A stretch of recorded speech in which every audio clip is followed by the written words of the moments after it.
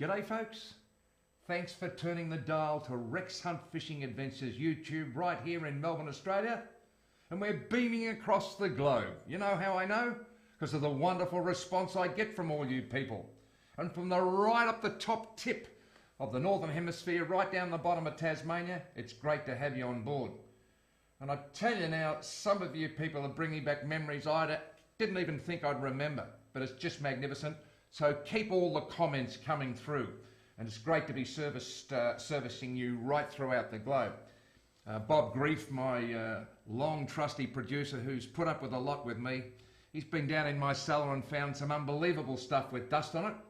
We've got a new machine that's going to take some of that wonderful footage of the 80s and 90s and put it onto the stream that we do. But I want to open up tonight's show on a sad and happy note. And you'll say, what on earth is going on? We've lost a member of our team, and he's named Garry Barmby, who was managing director of Garry Barmby's Fishing Adventures, Angling Adventures it was called. And he took us to the world. And a lot of you people will recognise the name. And when you see him fishing with me in the Timor Sea for GTs and also Spaniards, you'll say, I remember that bloke. But he wasn't only a brilliant businessman, he was a wonderful angler, a great friend of so many, and a wonderful cricketer in his own right at Geelong North Cricket Club. And for those people that don't know where Geelong North is, it's just north of Geelong. So, I just want to say to Shane Mensforth, our representative in South Australia for so many years, he'll be tuned in with Mary down on the York Peninsula, and he was one of the very first to know that Garry was in a bit of trouble and lost his fight for life a couple of weeks ago in Adelaide. But back in 1982, I met Garry, and he helped me get to where I am today. I'm serious about that. He helped me with my travel business with Lynn and I, Rex Hunt's Fishing World Travel. And then we teamed up together and became a fantastic force on the television. So without any further ado, Bob has been down in the cellar. He's picked out a beautiful story. And you'll see what I'm talking about. He's not only a good bloke, but he's also a wonderful fisherman. This is Rex Hunt Fishing Adventures, dipping our lid to the wonderful, recently passed Garry Barmby.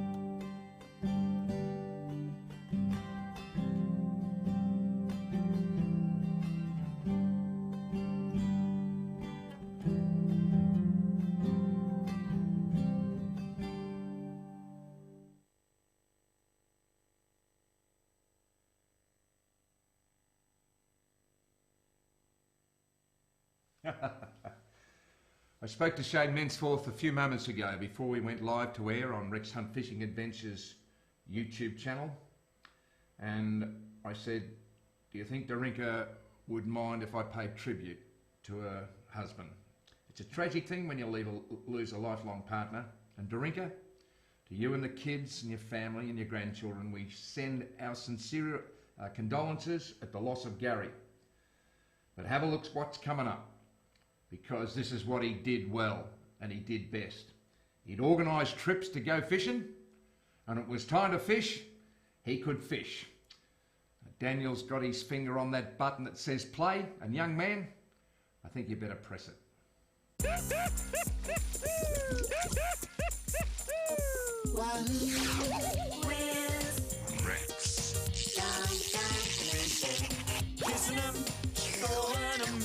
Oh, thank your mother for the rabbit. Oh, unbelievable, folks.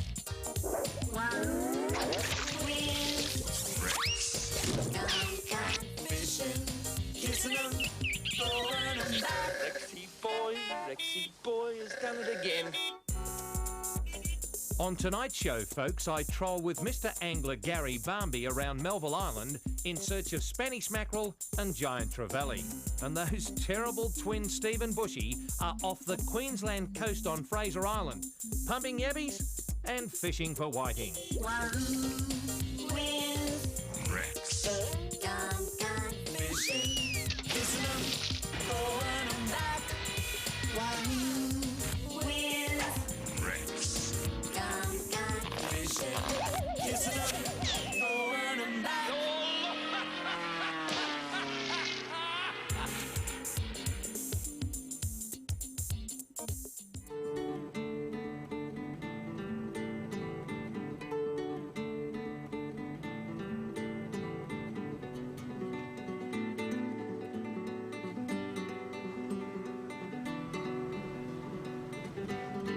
One or two birds starting to move there, Gary. The rest aren't interested, but it's getting to the stage of the tide where something is just about going to happen. I can feel it in my water, mate. They're true indication of lunchtime, aren't they? Oh, for sure.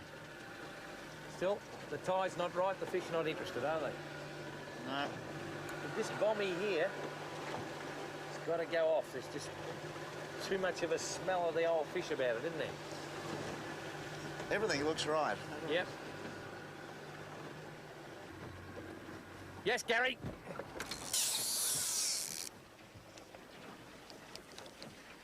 Gary, that was a Mayor of Hiroshima job, mate, when he took that. Wake you up. Mate, it did wake me up.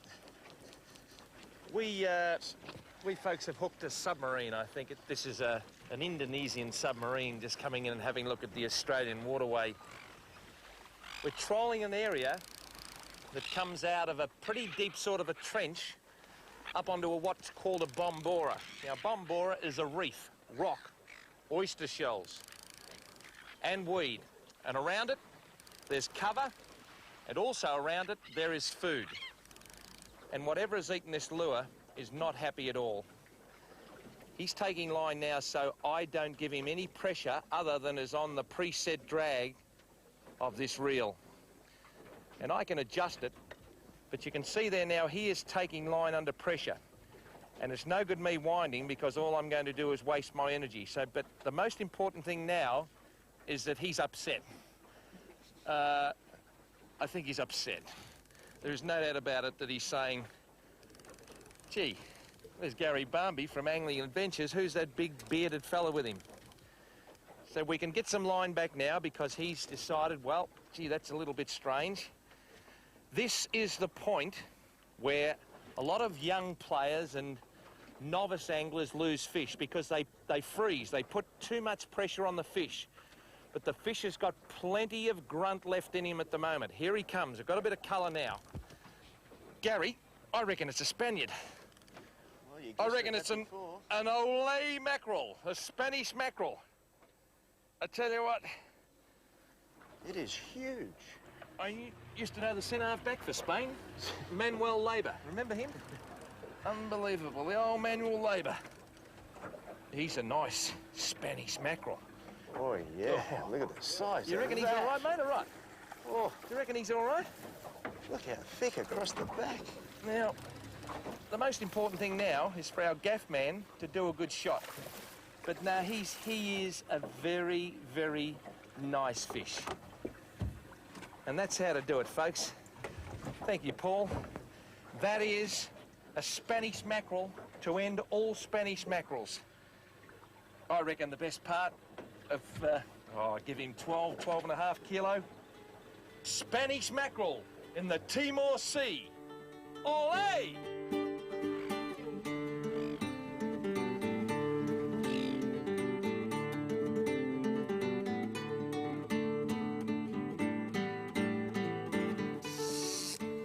We have been slammed like the Southern Aurora.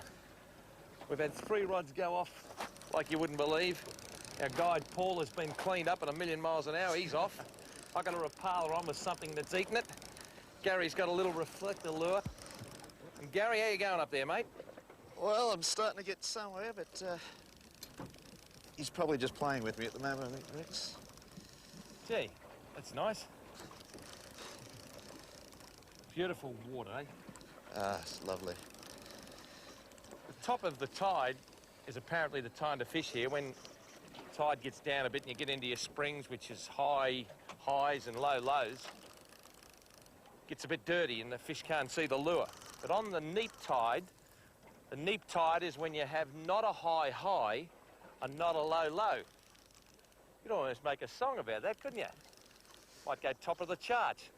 Not a high high, not a low low. Here we go fishing, go, go, go. I think I'll stick to fishing, folks. Well, we're going to put a little bit... What do you got there, Gary? What do you got there, mate? Oh, we still haven't got colour yet. Are you agreeing with Paul that I should stick to fishing? Oh, it makes it a lot easier. Oh, gee, he's got some hunger left in him, this bloke.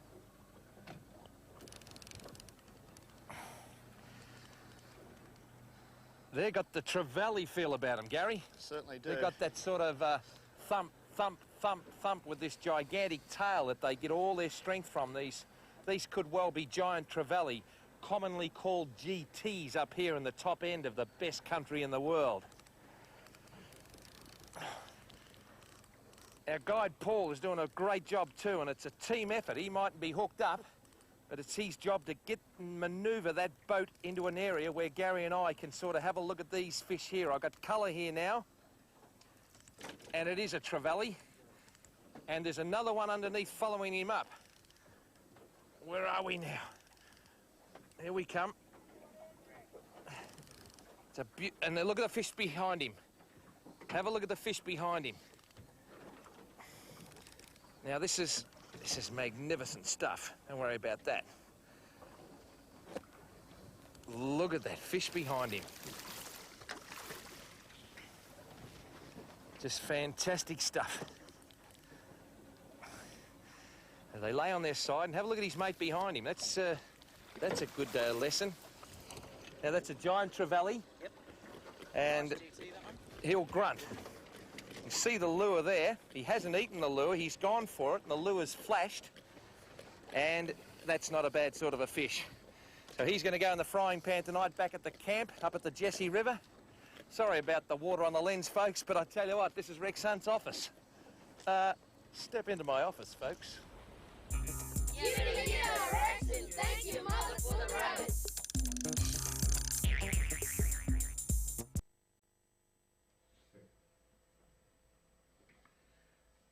That's serious fish, but Gary just doing what he loves doing. Good on you, Gaz. We're going to have another little bit in a moment. I've got my phone here, which I ban, but it's on silent, so and it's on mute, and I think that says it all.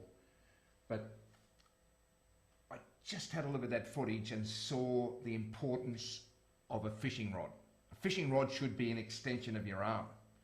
And so many people change across from right to left and wind, or they are fair dinkum right-handed anglers, and all of a sudden they play with the left hand. So the rod should be an extension of your arm. And where's you're watching this, even if it's your little two-weight stalker fly rod that you talked me into, which is magnificent, and I caught some nice fish in the McAllister River during the week.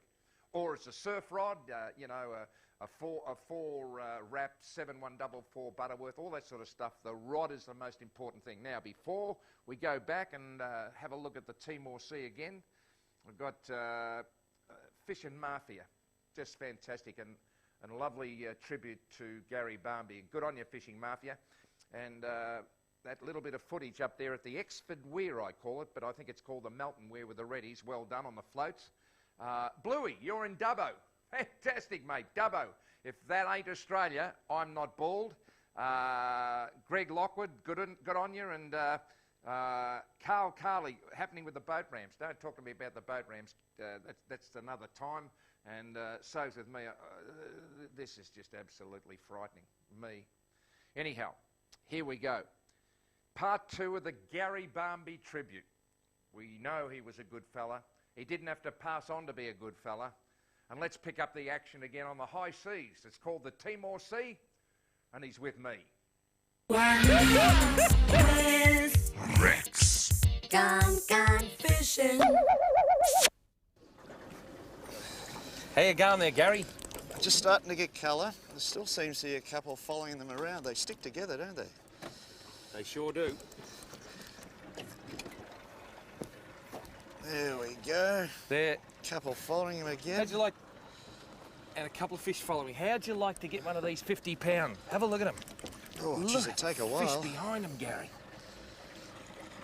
Oh, they're strong. And they get on their side. Oh, magnificent this is, folks.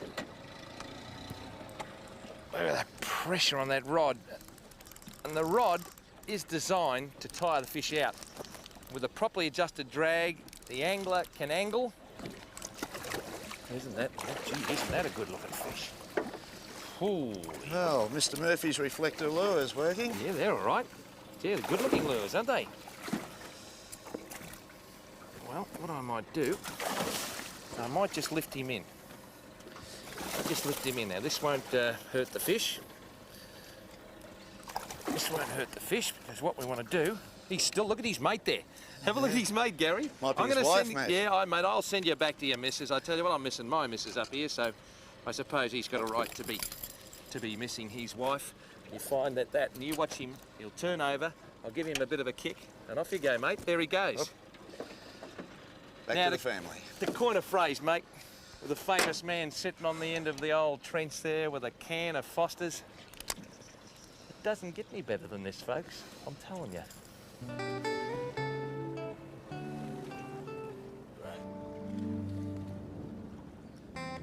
There's a bit of weight about this fish. Yeah, a bit of weight. There's a bit of displacement, mate. Yep.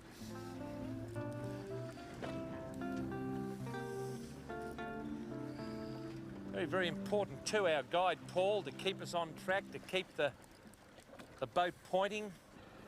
What do you reckon she is, Gary? A real big barramundi. Ooh. See how good he is. Ooh. Not all that big, it's just Foul foul hooked. hooked. Well, how about that? Well, she's big enough, but... Oh yeah, she's a nice fish.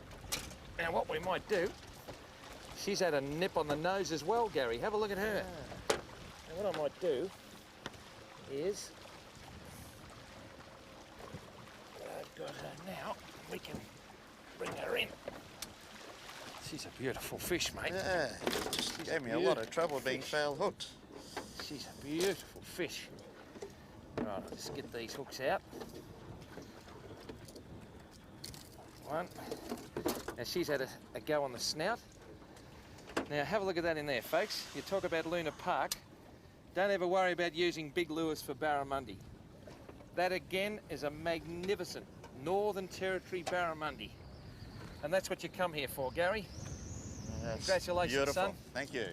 Congratulations, Paul. A great bit of skippermanship, if there is such a thing. Wonderful fish, beautiful. She is just magnificent.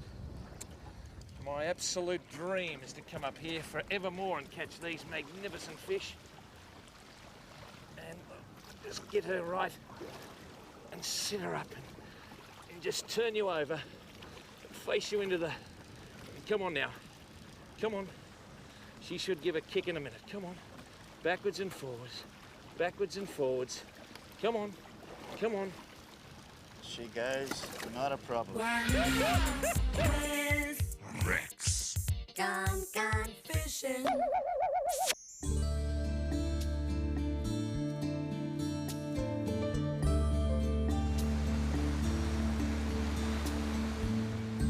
Some fairly good yabby holes here. here. Running around on the flats, the soldier crabs. And then the yabbies are the holes in amongst them. Yeah. You can see where stingrays and That's fish right, and things have been stingrays.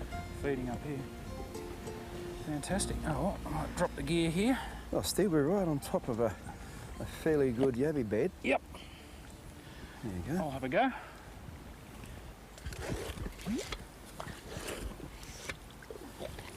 Oh, there we go. A few little ones there and a couple of keepers. That one there's not too bad, Bob. Hang on to him and throw the others back in the hole.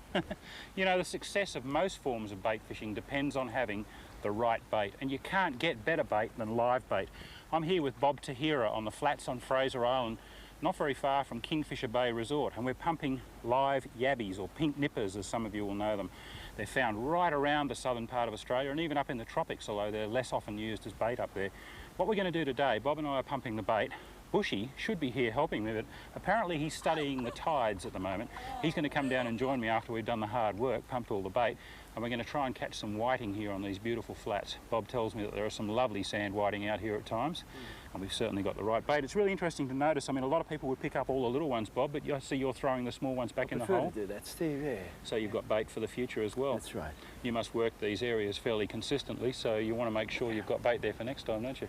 Absolutely. All right, show me your pumping technique, because I did see you pumping some bait before, and I noticed you were going in fairly deep. Yeah, I was too. So the bigger ones tend to be down deeper? Down a little bit deeper, Steve. All right. This looks pretty good. That looks good, Steve. Plenty of holes there. I tend to go just a little deeper than you do. I notice you kind of work around the surface there. There's two handles which I push the left handle down and pull the right handle up, and it does its own thing. Sucks itself in. Take the sand out and squirt it. Now I'm after the water, which is where the yabbies are. And when I spray, I kind of spray. Spread it out so you can spread see it out them. a bit. Now there's a lot of little ones. Just drop them back in the hole. That's just back in the hole. That's not too bad. He's a whiting, if they're on the boat. That's a whiting. Yeah. Well, it's a yabby, but... well, we might be able to turn it into a whiting. We turn it into a whiting. And I find that by putting the small ones back, when I take our guests here at Kingfisher out to pump for yabbies, let them know that we want those small ones to go back in again. Well, it's just like fish, isn't it? You let the little ones go. Yeah, of course, yes. For the future. So that one's just a keeper. Just a keeper, yeah. And the other ones can go back down the hole. It doesn't take too long, what, 15, 20 minutes of pumping and you'd have enough for a couple of hours fishing, wouldn't you? Sure, mate. You've got a lot of bait in 15 minutes, and it's what a way to start your fishing. Now, there are thousands and thousands of holes on these flats, but some are far more likely to contain a yabby than others are. I particularly like these ones that look like little volcanoes. They're obviously being actively used because the entrance is quite neat, and also sometimes you'll see water and sand actually pumping out of the hole. That indicates that there is definitely a yabby in that hole. Other holes like these ones that are eroded around the edges and don't have the little mound are much less likely to produce a good bait. So concentrate your effort on the little volcanoes. Yep, that's a beauty. Look, I tell you what, Bob, I reckon we've got enough, don't you? Look how many are in there. Oh, that's yeah. Great. We've certainly got enough yabbies now to catch ourselves a feed of whiting. All I've got to do is find Bushy. He's supposed to be getting his tackle ready and studying the tides. We'll see if we can find him. Yeah, all we do is travel around the world, just fish. It's a pretty tough job, really. Yeah. My assistant Steve's over there getting the bait now, but yeah, it's pretty tough.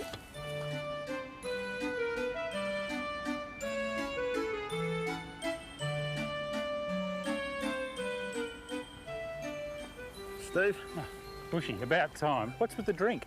Well, it's hot work checking those tide charts, Steve. What is the tide? Probably about half out and falling. You are hopeless, Bushy. There's a bucket full of bait over there. We've pumped them. I'm getting bites already. Go and grab some. Okay. I think the whiting are here. I tell you what, it's hard to get good help.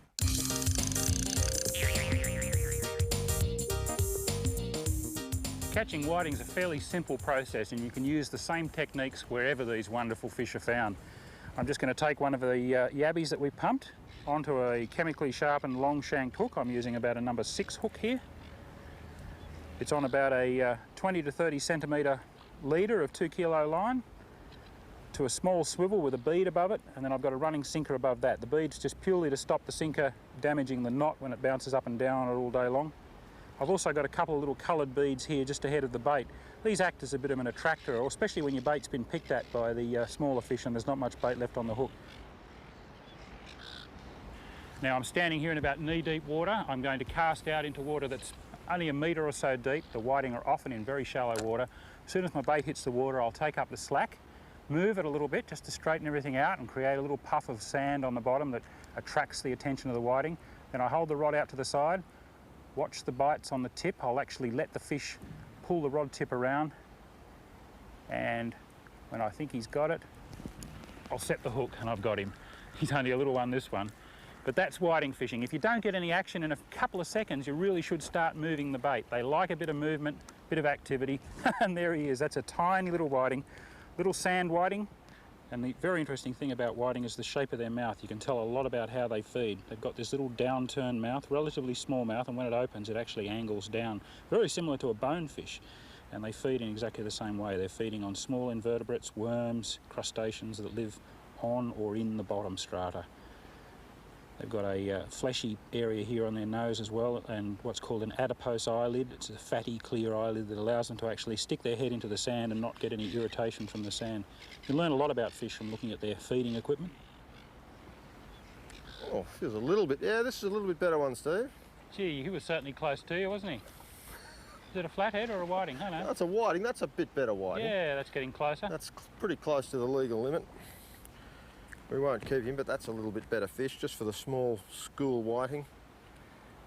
Beautiful little fish. So strong, Steve. They've got a lot of muscle. Oh, I love catching them. Once they get up to that 400 gram sort of size, around the old pound. Lively. I don't think there's anything better that weighs a pound that pulls as hard as them. It's quite pleasant standing in that shallow water too. You're not out in boats with surf crashing all over you. Look at that, lovely little fish. We'll let him go anyway.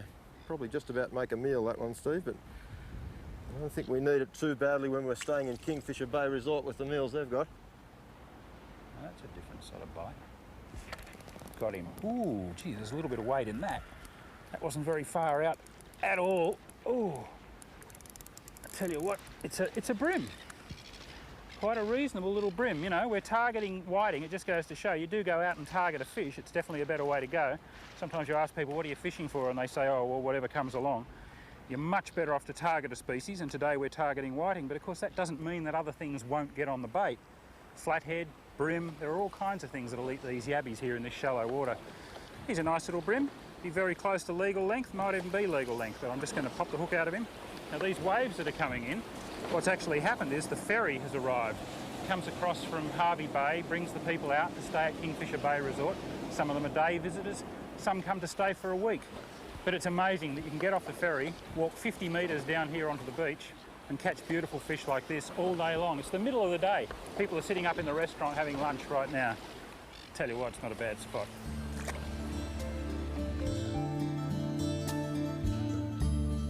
I don't know what this one is, Bushy. You were dead right. I foul hooked it.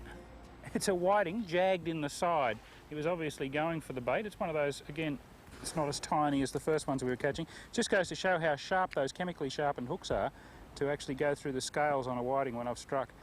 What have you got? Well, I've got some form of small flounder. Look at that. Look at the camouflage on that, Steve. If What a beauty. If that was lying on the sand, yeah, you have absolutely no chance to see that. And he's a left-eyed flounder.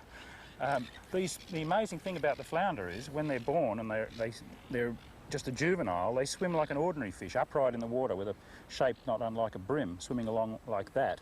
And then as they get a little bit bigger to about the size of a 10-cent or a 20-cent coin, they go and lie on the bottom, and they actually lose the pigment then on one side of the body and go that pale white underneath, and they develop this camouflage on top. And what's happening all through that process is that their eye actually migrates around their head. It sounds pretty strange, but they actually have an eye on either side of their head when they're born, and the eye migrates around, and there are left-handed and right-handed right-eyed flatfish.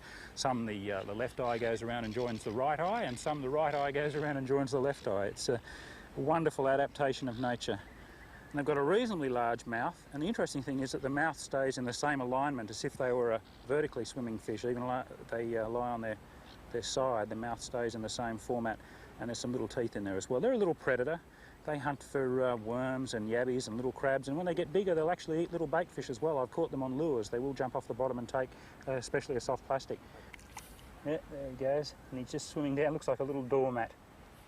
I tell you what, there's certainly no problem with recruitment to the stock here. I've never seen so many small whiting. It's a healthy fishery. You've got to wait about 10 seconds and you've got a fish or no bait. That's how it happens here. So it's a great family fishery. I mean, if you were staying here at Kingfisher Bay Resort, you could come down with the kids, have a bit of a pump, get some yabbies, fish here on the flats. You'd be guaranteed of catching something. I think that's really important for kids.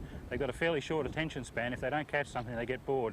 I guarantee you they'll catch fish here. Wahoo with Rex. Gone fishing. And how good's that? That takes me back to my childhood. Fishing in the shallows at the mouth of the Patterson River. It used to be called the Carrum Creek on the eastern seaboard of Port Phillip Bay. Also at Narooma on the south coast of New South Wales, fishing for whiting, for brim, for flathead. And what about that flounder? One of the most fascinating species swimming in the world's seas. Just magnificent. And thanks very much to Bushy and Steve, as I said many, many times publicly, and I've told him privately, even as late as last week, that he is the most technically correct angler I've seen, but he can also catch fish. And Bushy is like me. He's rough as a burnt rice pudding, but my goodness me, does he get the job done. I just wanted young Daniel to remind me about Bob Torreira, who gave them so much information at Kingfisher Bay up there in Queensland. And he put them onto the yabby beds. And the boys just said, oh, we'll get some yabbies and go down the surf and try for the whiting. He said, well, the fish will be here when the tide comes in. And that's just common sense. So what you can do is get your bait, your yabbies or your worms or your cockles, and fish when the tide comes in, because that's when the fish will come in. It was about that deep or a little bit bigger. You've got your whiting species. There's summer whiting, winter whiting, yellowfin whiting, King George whiting, all those sort of grass whiting, which is not a correct name. It's a stranger, a bit like me. And brim species, you know, black brim. You've got the tarwine, which is a species of the brim, flathead and flounder. Just absolutely fantastic for kids. As you know, I used to be a kid myself, and I reckon it was pretty good. And talking about kids, get yourself a bait pump.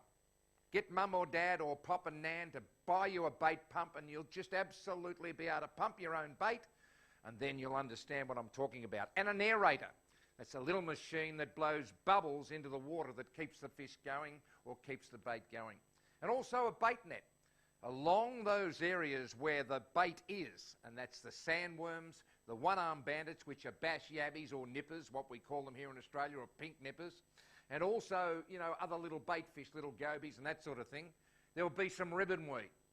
Now, as the tide comes in or out, the ribbonweed will flatten out and go at the top of the weed and come back with your little bait net. And you'll get a thing called a shrimp.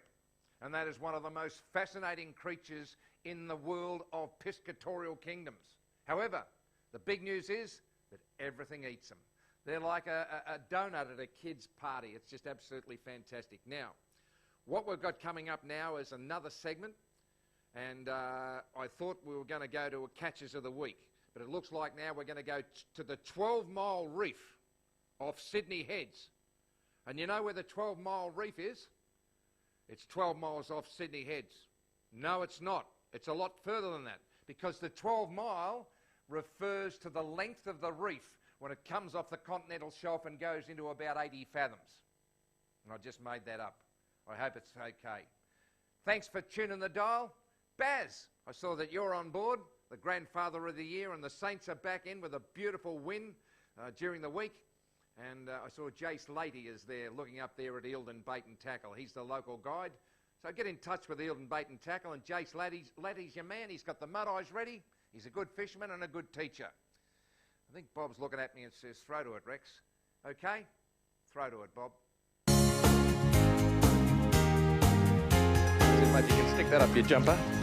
The priority pilchards go priority, and I go down the back with the cargo. G'day folks, Steve Starling, my man here in New South Wales. You're organised as usual, mate, but one thing missing. The boat looks fantastic, mate. Where's the water? No, not that one there.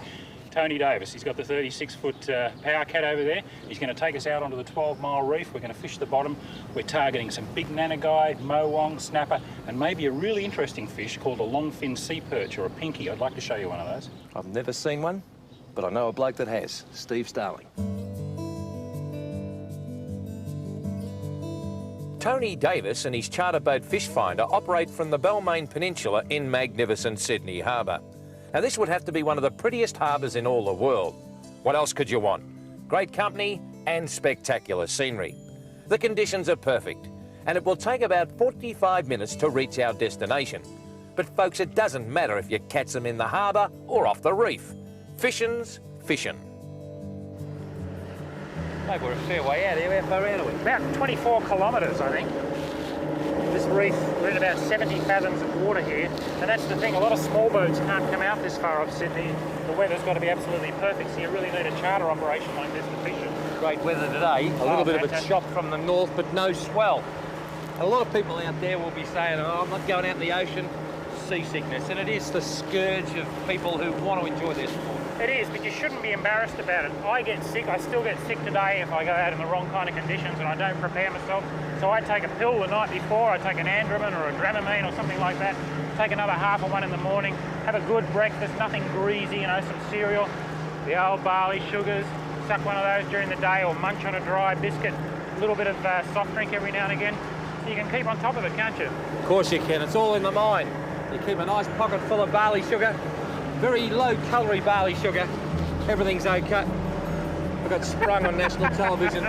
Darling, I swear someone's planted a raspberry in my pocket. I won't let him eat it. Mate, hey, I'm in trouble now, mate. Might as well be hung for a sheep as a lamb. Sorry to our New Zealand viewers. Magnificent. It's good to be out here with you, mate. All right. Let's see if we can bang one on the head. Yep.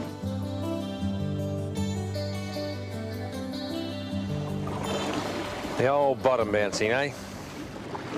70 fathoms of water, you don't use a piece sinker. Use half a brick. Here it is, the old Edgar brick. Have a look at that. Unbelievable. About 3/4 of a pound in the old scale. Got the old Paternoster rig. 2 equidistant droppers coming down from quite a large swivel, about a 2.0.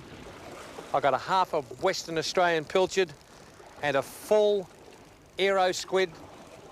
And I'm just hoping that something's going to happen. Now there's the basic rig. You can see it quite clearly.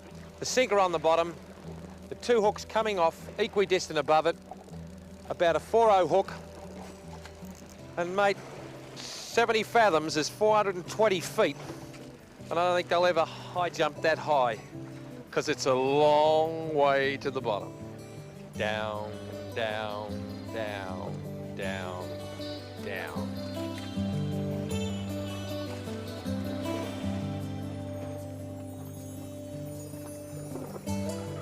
Mate, the old bottom bouncing, you can't beat it, eh? No, it's good fun. Oh, there's a bite. Good boy. Yep. I reckon the good thing about it is you never know what's going to come up next, you know. Yeah, I think you can target species like snapper and kings and that sort of thing, but you'll probably end up getting them. But I think the real joy is in the raffle, in the lottery, isn't it? That's right. It's like putting your hand into that lucky dip and you just don't know what you're going to pull out.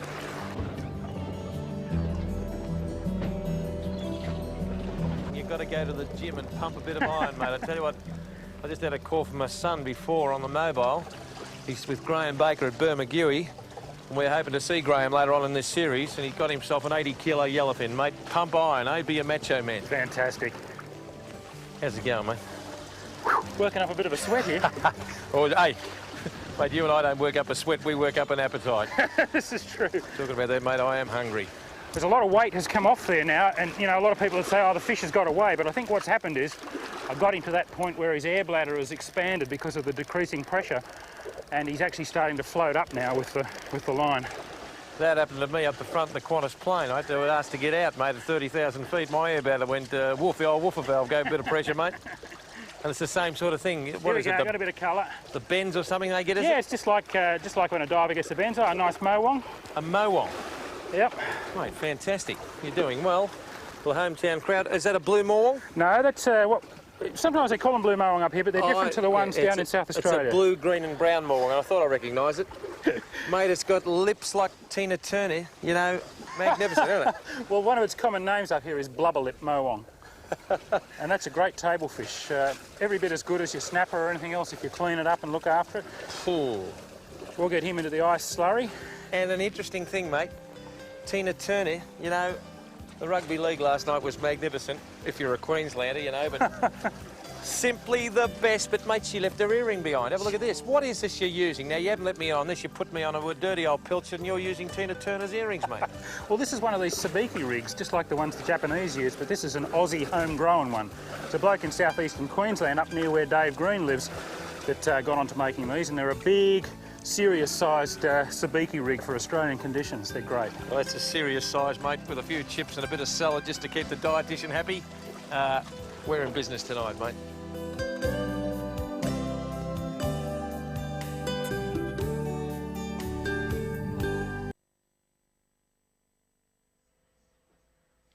Just so much fun.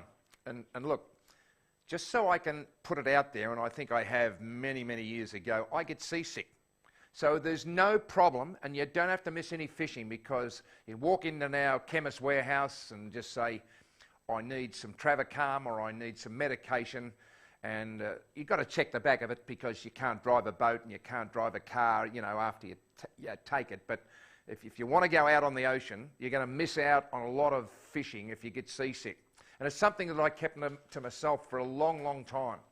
But because that was my living, you know, broadcasting footy and doing television on fishing all around the world, it sort of narrowed our opportunities because I got seasick. But one of the big game fishermen of the past, Jack Davey, who was a fantastic radio man in the ilk of Alan Jones or John Laws in Sydney, he got seasick, but he was a magnificent shark fisherman, and his best friend, Bob Dyer, caught some magnificent white sharks. Thought you'd be interested in that. I can see by your response, no. Now, before we go to our community catch of the week, Bob suggested we put a bit of a thing on our Facebook and get you to send out your catches. I'll go to them in a minute. And I just wanted to say to Robbie Alexander, who's got his own site, Robbie Fishing, he was mentioning that I taught him to fly fish. I didn't. I just showed you the way I fly fish, Robbie. And the thing about it is I'm just so proud of you because you're just an ordinary guy who's done extraordinary things. And you'll catch a redfin in Lake Hume, or you'll be chased by a copperhead snake up the top of the King River. You're an absolute beauty, mate, and you're a dear friend. You're not a fair weather friend, and I think you know what I mean. Okay, the community catch of the week. The first slide that Daniel's going to put up is a magnificent Murray cod, and this is Bree Shepherd. So there you are. I'll just hang on a minute, yeah, and just highlight that, please, Daniel, as we go down because I can't see the thing. There's the next one. Is Ray Plant, his first barramundi, 114 centimetres. I reckon there's got to be 40 or 50 pound, but anyhow, I'll bow to better brains out there. And then we've got Billy Wolford, his first estuary perch, and what an absolute beauty it is. It lives with the brim. Lives with mullet, yellow-eye mullet. That is an absolute ripper, and congratulations to you, Billy. Now, the next slide will come up in a minute. It will be Joey Russell, so hang on, Joey, you're coming up now with a yellowtail kingfish, and a yellowtail kingfish, also called a kingy, and they're right down the east coast of Australia and down in Tasmania, and even as we speak, my granddaughter Mia, who's 12 years of age, caught a beautiful yellowtail kingfish with her father down near Phillip Island at the entrance to Western Port. And so we can just, we're live, and I've just got I think that's it. So there you are. So keep them coming. Get onto our Facebook page, Rex Hunt Fishing Adventures. Now, before I go to the next one, no, it's not going to work again. I was going to acknowledge somebody else. But it's great to have you on board. And now it's time to go to Vanuatu. One thing that I was proud of in my 15 years that Bob and the crew allowed me to take Lynn along, because I didn't get married to leave Lynn in Melbourne and me go gallivanting all over the world fishing. But we went to Vanuatu, and the thing that she remembers about Vanuatu when I mentioned it the other night is a beautiful chicken. They free-range chickens, natural, beautiful taste of the chickens, just magnificent. But also was pretty good was the fishing. And if you want to see a GT, cast your peepers on this next story. Well, folks, a familiar face to a lot of you is Peter Pakula of Pakula Lure fame on the Gold Coast, on the south coast of Queensland. So tell us about the Peter Pakula fishing schools. Well, Rex, basically the concept of the fishing schools is purely to give people confidence in the sort of fishing they do, run them through all the systems of blue water fishing, whether it's game fishing, sports fishing, chucking poppers at reefs, any of that sort of stuff. You know, basically because of my job, I've got to do an awful lot of it. I can teach people quite easily, and in an area like this, you know, with Marcus in his boat, with the tour organisers, it's just a very smooth operation in the best part of the world. There's no better place on earth that I've been to, Rex. And I tell you what, the fishing doesn't look bad. I tell you what, when you can just throw something like that, which is virtually a can of soft drink or a can of beer with a couple of trebles hanging from it, mate, we're doing all right. And watch things explode all over it. So, folks, I'm going to go to the Peter Pakula Fishing School. Hopefully I can learn something and get my own fishing show one day. Thank you very much. Good on you, Rex.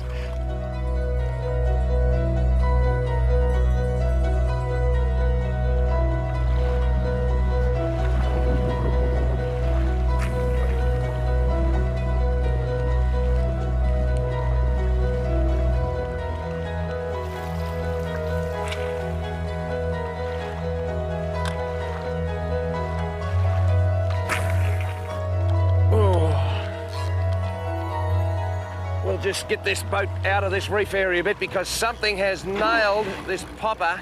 Turn quick, Dave. And it is popperama.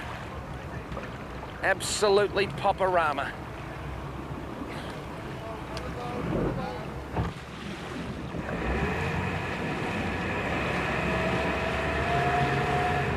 Now we can settle down to fight this fish. You're talking about a mean critter. An absolute mean critter, folks. Has nailed this popper. Oh. You've got to understand that there's pressure on that particular spool is just enormous. Shimano 6500 bait runner, 7 kilo line, 10 kilo tippet. And something has nailed that as if there's no tomorrow. And the pressure on that is just awesome. Are there any questions?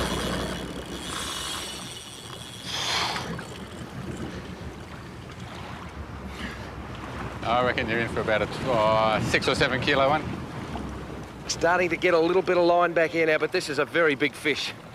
Tell you what, folks, this is no Port Phillip Bay flathead or a whiting from Sydney Harbour. This is a big fish. I think he might go a bit better than 6 or 7 kilo. I think Pakula better stick to making lures and give away the predictions and leave that to people who know a bit about it.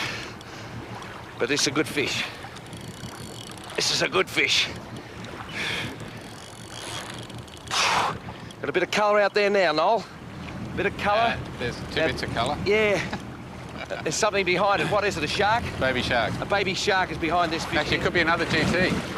Could be its mate. There's no cobia out here, is there? No. Well, there's something behind it, but I think you'd go a bit better than 6 or 7 kilo. It's another GT. Any chance of you getting that one on, mate? No? Yeah, but there we go. All right, well, we'll just let him go. But that's a fair sort of a hunk of a fish. Oh, yeah. I reckon 6 or 7 kilo might have been a bit light on for the old Pakula, the makers of the lures. Have a look at that. Have a look at that little one. Look at the fish behind him, folks. Now, this is serious stuff. This is absolutely serious stuff. How do you want to play this, mate? In towards you? Yeah. Ooh. Holy mackerel. Come down here and have a look at this, folks. Have a look at the mouth on him. Isn't that a serious fish? What I'll do now is just back off my reel in case Peter Pakula can't control this fish, but he can because he's a fish man. He's a macho man, Big Pete. I tell you what, Joe will be glad of you, mate. Have a look at that. That's 6 or 7 kilo, eh? It's a big 6 or 7 kilo, isn't it? Congratulations, Rick. That is a fantastic Well, thank you very much, mate. Fantastic If I can get a little set of pliers out there, mate. I tell you what, isn't this fantastic? Well, you can still smell the brand new fiberglass off this 34-foot Blackwatch. Vicky's choice here at Vanuatu, folks. But I tell you what, let's have a look at her. Absolutely magnificent. Give us a bit of an idea of what you think she is, mate. She'd be a good 13 kilos, I'd say. That's terrific. And that is a spectacular capture because you probably get 1 in 50 of these that you hook off the reef, Rick. I reckon. Give us 30 pound, will you, folks? Don't write in. Just give us 30 pound. I reckon. I love you, darling. I'm going to let her go. I'm going to let her go. She's going to slide over the side and she's going to live and just reproduce some more for us. Off you go. So, folks, I'm hooked on Vanuatu. A coin every now and again into the Bicky bin, and Lynn and I, and even Missy, if we can get it across the Pacific, are headed for Vanuatu. Because if I'm going to die, well, it's not a bad place to die, folks. Oh, I feel faint.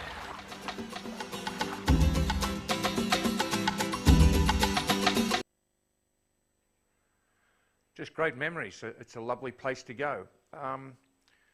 Similar with Two Dogs Crombie at Lord Howe Island, they're places that are so close to us. And look, on a serious note, my wife and I used to love going to Bali. We used to love just going to Hong Kong virtually for afternoon tea, just to see people just in their normal, way of going about life, and that's all changed now. But I think one of the things that we can look forward to is the opening up of places like Vanuatu and Lord Howe Island, and even with Johnny Pierce up there in Thailand, because they're doing okay, and we just need to be a little bit patient, and we've got to get the jab, and then we can work on things. Now, I wanted to mention a couple of things just watching that, is that I believe many, many years ago, when I was just starting off in radio or print with modern fishing, that breaking strain, to my thinking, was when the angler's patience is spent. In other words, you break the fish off. And you can see now, with the big Spaniards, with Garry Barmby and the GTs, with the GT with Peter Pakula, who's an absolute legend. If you want to know, you just type in legend to Google, and you'll see him and his Mrs. Joe come up, just absolutely salt of the earth people. Is that we are just too keen and too quick to get the fish in, and that's the problem with the kids. And grandpas and fathers and aunties and uncles, just take note. When a kid sees a fish, he doesn't want to see when he can't see the fish, because it goes down. I think you get my drift. But just teach them. You know, it'd be like Jace Latey with a trout fisherman who's not a trout fisherman. They see the trout and they freeze up, and bang, the 4-pound maxima goes. And Daniel nearly jumped out of his chair there, because, goodness me, we're in St Kilda, and St Kilda, but enough said. But the serious thing about it is, breaking strain should be when you decide that the fish has had enough. And I think you get my drift. Now, the GoFish Nagambie competition was absolutely magnificent, and we did a promotion there for their raffle, which was sensational. Boat, motors and trailer, depth sounder by Lowrance. But it also raised nearly $90,000 into trying to get a cure for the MS, and which is just a horrible thing. There's no cure. And we've just got to get it. And young people are struck down with it, so we've got to stop that. So the Stacer boat package from Telwater has been won by Jarks Aronfee and his family. So Jarks, absolutely magnificent. They drew out your marble first, mate. Congratulations.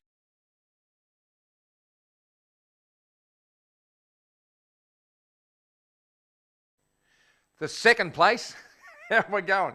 The second place is a Lowrance sounder. And before I tell Bob, well, he knows who won it, and he goes to his little bit that he's got there.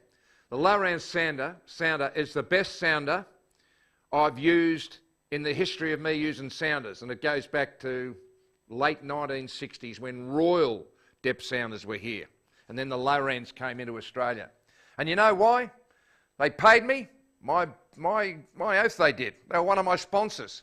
But just like my Nissan and just like my Lowrance, when I want to go and buy something, Lynn and I buy Nissans, why wouldn't we? We're associated with a magnificent car. They paid us well. The big thing about it is the best cars we've driven in the whole of our lives. So, but also Lowrance, I've got one in my little boat that I take redfin fishing and trout fishing. It's a Lowrance 2017347. In other words, I have no idea what it is. The Savage boys put it out for me there in Streaker Marine, and I paid for it. Paid a lot of money for it, a couple of grand, I think. And apparently it's the best sounder. That's the good news. I rang Paul the other day and said, I'm having a bit of trouble with my sounder. I can't see anything on the screen. He said, go out there, Rick. So I put it out, and the battery's fine. Yeah, he said, can you just turn it on? I said, how do you do that? Anyhow, I turned it on, and it's fine. So I thought it was funny. So the second place Lowrance sounder goes to Colin Cook.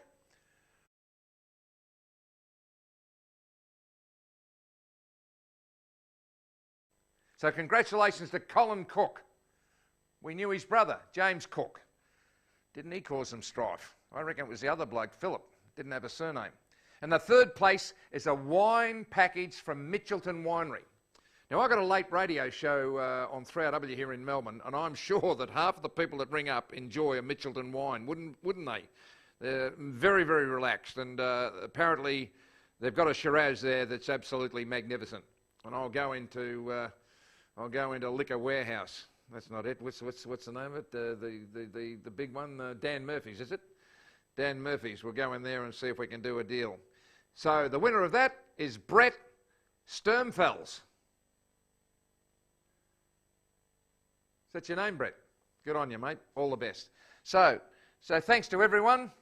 Mario Christodoulou said, g'day. Joey Russell, Carl Nichols, good on you. Steve Carey. Jace Laddie's still watching. Wesy Best is still there. He's been up the Big River. And I hope you don't mind me blowing your trumpet there, Wes, but you are a magnificent man and a magnificent trout fisherman. That's the good news. The bad news, you're barry for Collingwood in the AFL. And Wes let me in on a secret, and I hope he doesn't get the Shizens here with me, folks, right around the world. You know why they call it the Big River? Because it's big. I want to thank young Daniel, who's getting a big education that he couldn't pay for at Melbourne University, to Bob Grief, he used to be called Bob Grieve, and to his mate, Seist, is it? Who's the cameraman over in the Netherlands.